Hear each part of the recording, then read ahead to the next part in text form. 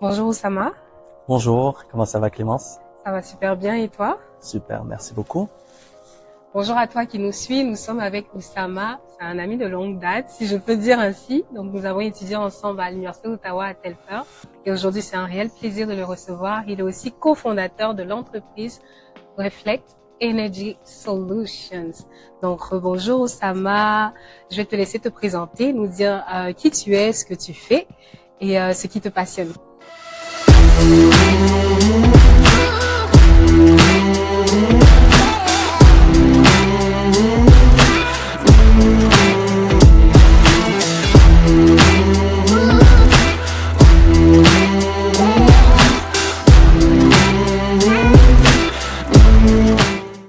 Donc bonjour tout le monde, mon nom c'est Oussama. Comme Clémence vous a dit, on s'est rencontrés à l'université lors de notre parcours de baccalauréat Mhm. à l'université Ouais, d'Ottawa. ouais. Donc j'ai immigré au Canada il y a à peu près 10 ans et j'ai Wow. fait mes études à l'université d'Ottawa, j'ai Mhm. en gestion d'entreprise, puis j'ai intégré là le marché de travail Mhm. à Ottawa même. Et je pourrais partager là que pendant tout ce temps, je faisais tout le temps des activités entrepreneuriales en Ah parallèle. ouais, Donc ouais, même c'est pendant ton bachelor? exactement. Wow. Pendant le bachelor, là, je me rappelle, j'avais un groupe d'amis, on se partageait un peu les Mhm. idées de projet, un club d'entrepreneuriat aussi à Wow. Telfair.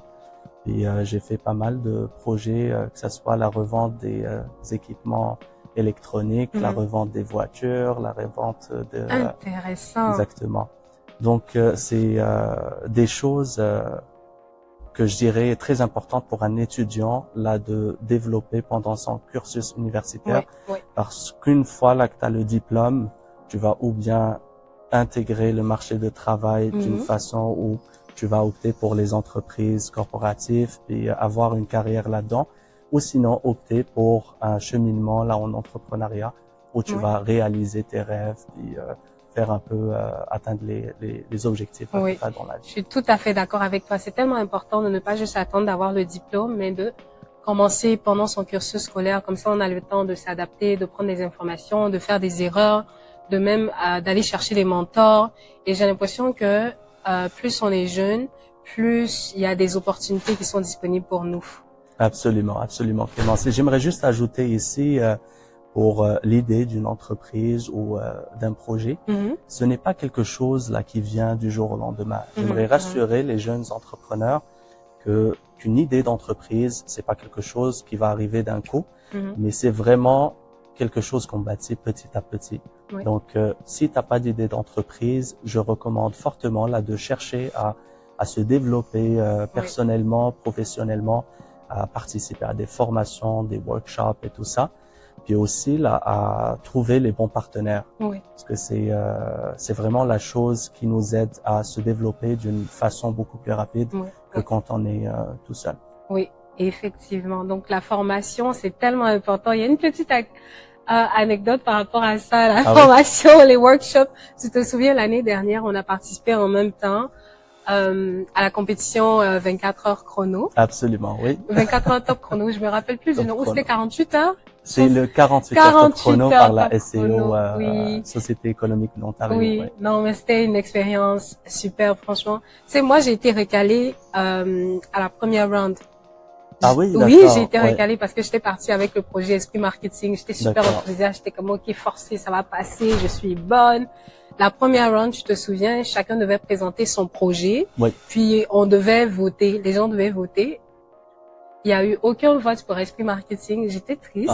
ouais, Mais après, quand j'ai vu qu'il y avait possibilité de rejoindre d'autres groupes, donc d'où l'idée de l'importance d'avoir de bons partenaires, absolument. ben, j'ai juste rejoint un groupe et j'ai adhéré à la vision, puis ensemble on a pu bâtir le projet. Juste pour vous dire, l'équipe de Oussama était la gagnante. Ils ont été les gagnants. Leur projet était tellement bien fait, leur présentation était juste top notch Merci et beaucoup. tous les candidats étaient juste charismatiques. Oui, donc en parlant là de l'importance d'avoir une bonne équipe, il y a cette citation de Steve Jobs qui dit les grandes choses dans les affaires ne sont pas faites par une seule personne, mais Oui. par une équipe de personnes. Mhm. Donc Steve Jobs, l'un des plus grands leaders au monde, nous Mhm. dit comme quoi avoir une équipe, c'est vraiment quelque chose de primordial Oui.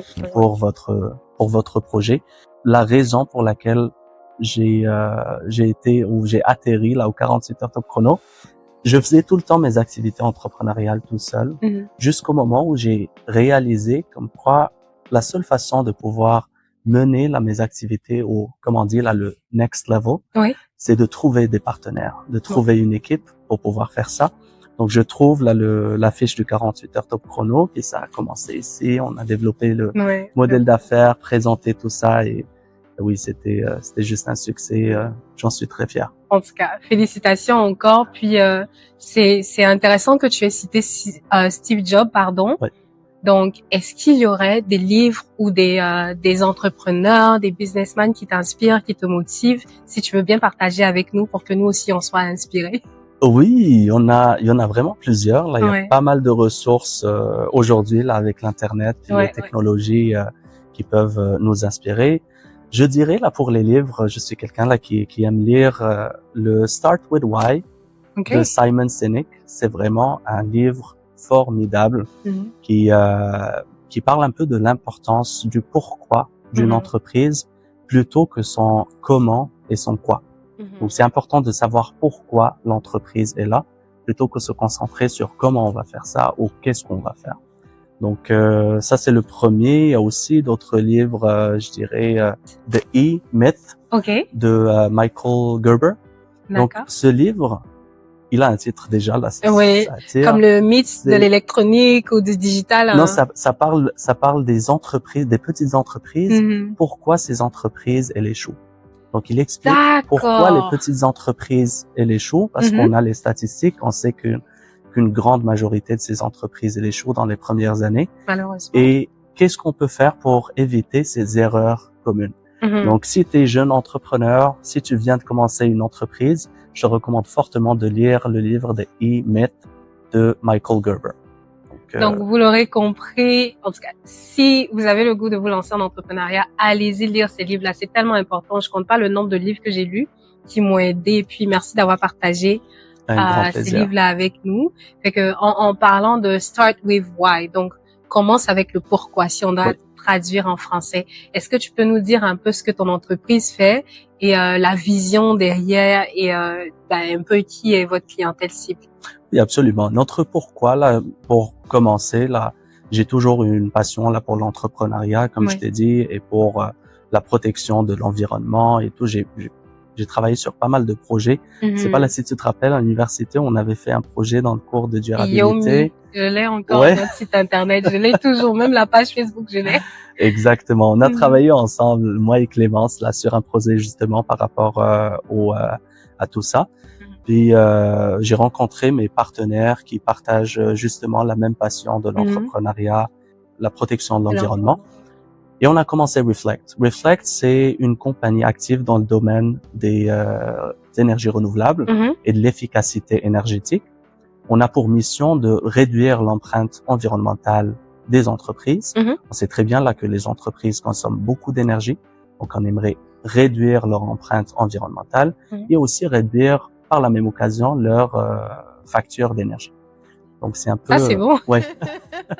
Oui. Exactement. Donc c'est un peu ce qu'on fait. On a des services allant du conseil, formation des employés jusqu'à l'audit énergétique. Wow. Si tu as déjà entendu parler de l'audit énergétique? Non, si tu peux nous expliquer un peu. Oui, absolument. C'est facile. Là, c'est un diagnostic pour savoir un peu où est-ce que l'entreprise elle consomme de l'énergie.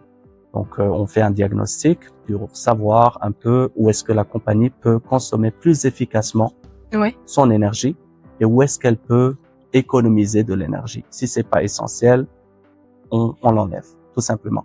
Parce que l'énergie, c'est quelque chose de rare qu'on doit protéger. Le plus on consomme d'énergie, bien sûr, plus notre empreinte environnementale, elle est élevée. Donc, c'est un peu ça notre objectif. On fait aussi la vente des équipements pour ces entreprises, justement, pour les incorporer suite à nos recommandations dans les rapports d'audit énergétique. Donc, vous les accompagnez du début jusqu'à la fin, au fait, jusqu'à la mise en place de stratégies vraiment qui vont les aider, leur permettre peut-être de faire des économies de coûts, mais de réduire leur impact énergétique, je suppose. Oui.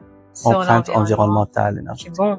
Exactement. C'est juste excellent. On a tellement besoin de ce genre de service-là.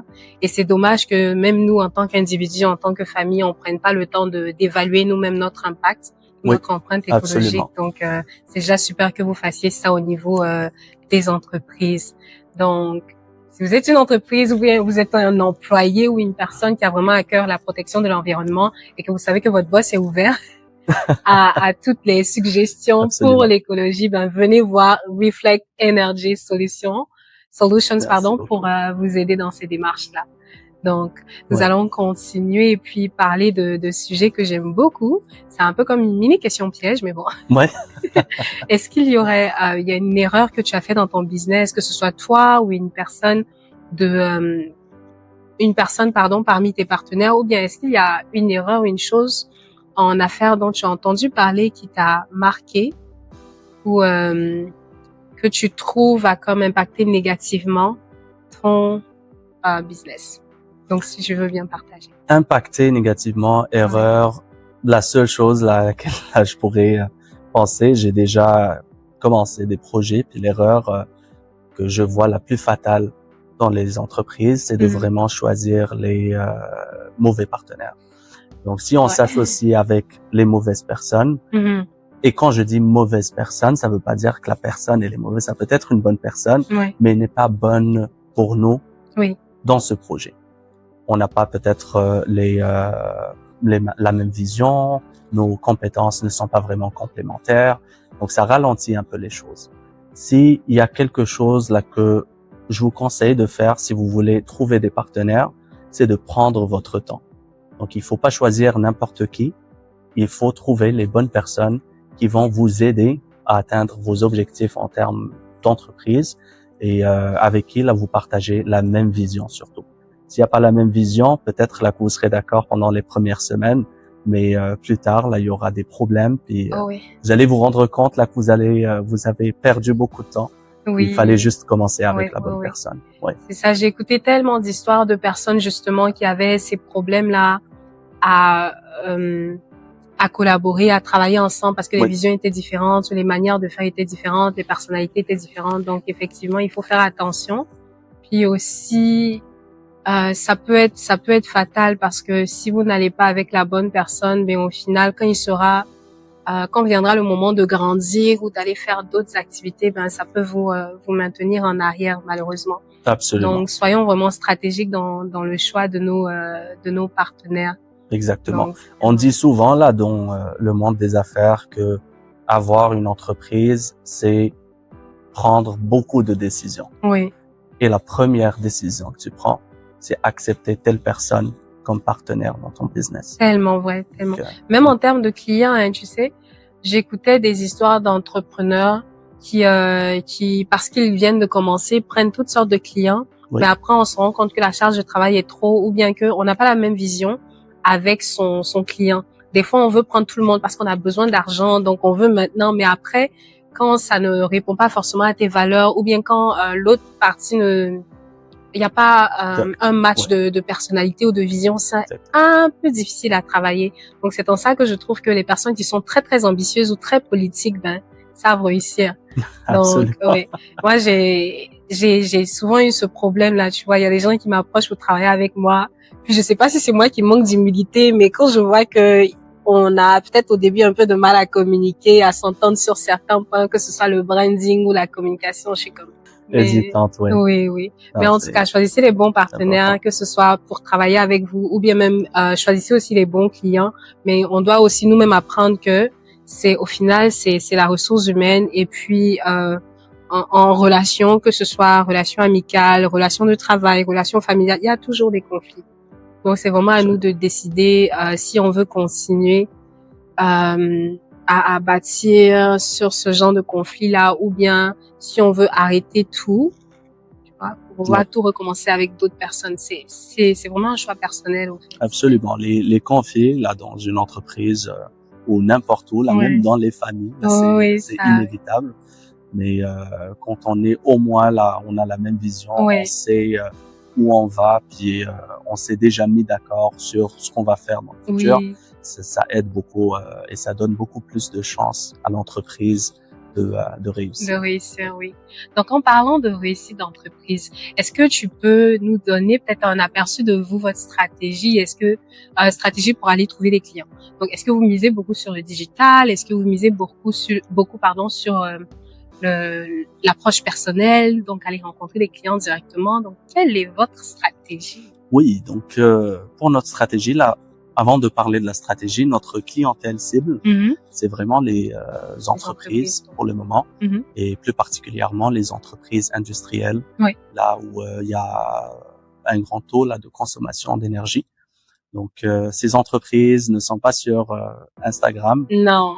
et s'ils sont sur Instagram, comment on appelle ça, les decision makers, les gens là qui prennent les décisions dans l'entreprise ne le sont pas. Donc on est sur les réseaux sociaux, particulièrement là sur LinkedIn, parce que c'est le réseau professionnel. Et sinon là, on fait du cold calling, donc on envoie des emails, on fait des appels pour justement là trouver des clients qui vont potentiellement avoir besoin d'un service. C'est vraiment intéressant, tellement intéressant.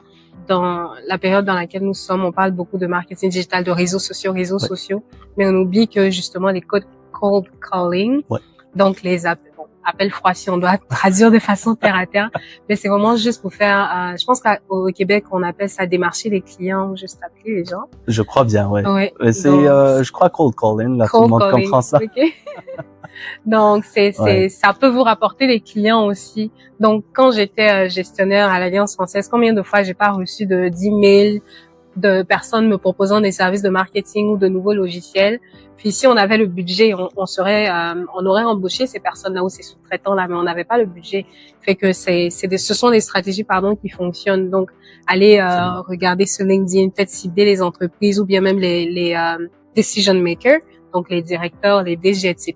Puis aller les contacter après, c'est une belle approche.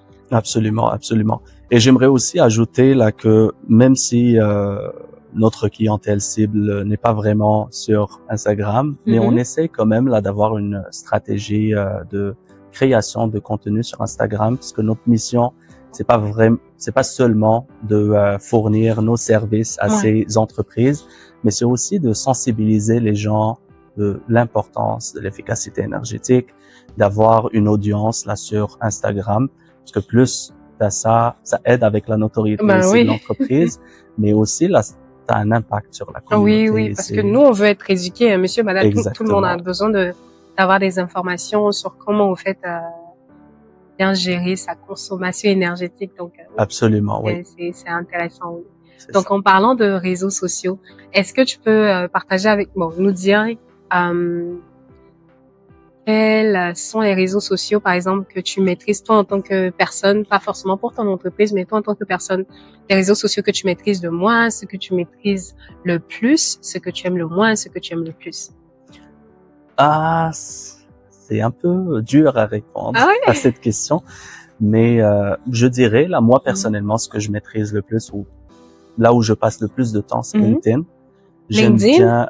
Oui. Wow. OK. C'est on parle un peu business ici, peut-être Instagram là dans mon temps libre. Mais LinkedIn, c'est vraiment un outil qui est très puissant là pour les jeunes entrepreneurs, parce que tu peux facilement cibler des personnes, savoir un peu ce qu'ils font comme travail, voir leurs publications. Comme j'ai trouvé pas mal de personnes là sur LinkedIn que je n'aurais jamais pu trouver ailleurs. C'est pour ça là que je donne vraiment une grande importance à LinkedIn, et j'encourage les jeunes professionnels là, d'être à l'aise avec ce réseau, parce qu'il y a des techniques là qui sont vraiment cachées, il y a des recherches, les recherches avancées là pour trouver des personnes. C'est vraiment un outil très puissant que je recommande fortement les jeunes entrepreneurs là de se former là-dessus, de chercher l'information, comment l'utiliser d'une façon efficace. Wow. Et t'as demandé aussi là le réseau. Le moins. Le moins là, je dirais TikTok. J'ai pas de compte TikTok. Je sais pas si c'est notre génération, mais TikTok là, je sais là que c'est un réseau qui est quand même assez puissant vu les statistiques. Mais personnellement, là, j'utilise pas TikTok, je l'ai même pas sur mon téléphone. Je suis Ok. plus Instagram. Mhm. Et voilà, Facebook, je l'utilise de temps à autre, mais j'ai l'impression que Facebook n'est pas Non, aussi commun là en Amérique du dernièrement. Nord, je dirais un peu moins. Les gens en Oui, hein, Amérique du Nord, pardon, utilisent moins Facebook. Je pense que c'est plus en Europe en Europe, et d'accord. en Afrique peut-être que ils utilisent un peu plus. Mais ici, c'est vraiment LinkedIn, Twitter et peut-être YouTube. Oui, Mais sur YouTube, on peut pas vraiment trouver de clients. Ben surtout pour une entreprise qui fait du B2B, un peu comme la tienne. Donc, je comprends un peu. Mais exactement. c'est intéressant. LinkedIn, c'est intéressant, mais en même temps, pour une entreprise comme la tienne qui cherche des clients, des entreprises, pardon, comme Oui, clients, ça fait du sens, oui. ouais, je sais là que des fois LinkedIn peut paraître quand même assez boring pour une personne, mais crois-moi, il y a du contenu là. Ouais. Si t'es habitué à le visiter, là, tu vas vraiment apprendre. Il y a tout le temps des gens qui partagent des publications là qui sont Oui, très oui, intéressantes, des recherches. oui, oui. Puis je trouve que c'est un endroit vraiment idéal pour une Mhm. personne qui veut se développer C'est professionnellement.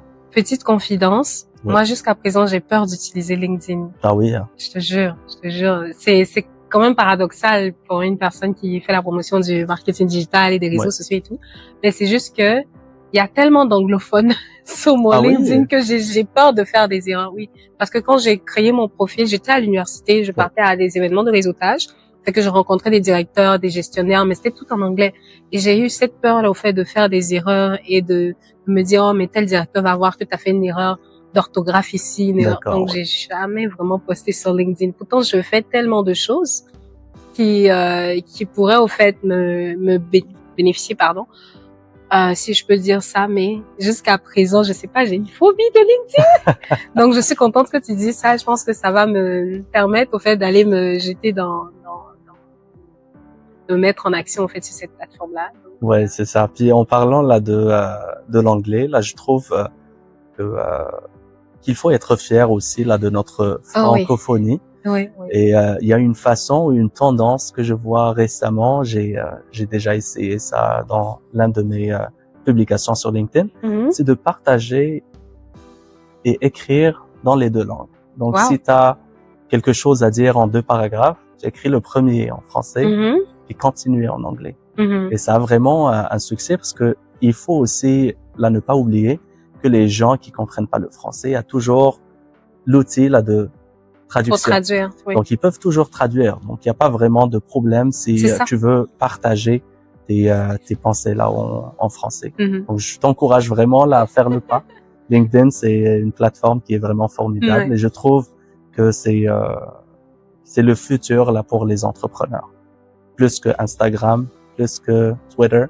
Parce que chaque plateforme, là, on Mhm. voit un peu son orientation. Je vois que LinkedIn, c'est plus l'application Mhm. Pour les phare autres. là pour les entrepreneurs et professionnels. Oui, oui. En tout cas, merci pour ce conseil. Donc ça, c'était pour moi. Mais je vais te laisser donner des conseils ou un mot à notre audience, à des personnes qui ont besoin d'être boostées au fait pour aller s'embarquer dans cette aventure entrepreneuriale là. Donc, je laisse Oui, te absolument. partager. Non. Bah, écoutez, là, il faut faire une chose à la fois. Si tu es jeune entrepreneur, il faut se concentrer sur le premier pas. Il faut pas trop penser trop loin. Donc, essaie de maîtriser d'abord ce premier pas. Cherche à apprendre les bases de l'entrepreneuriat et du monde des affaires. Cherche à faire du réseautage, connaître des personnes dans le domaine qui peuvent t'aider et pourquoi pas être tes mentors. Et je dirais aussi là le marketing, puisque tu es une Ouais. experte là du marketing. Mhm.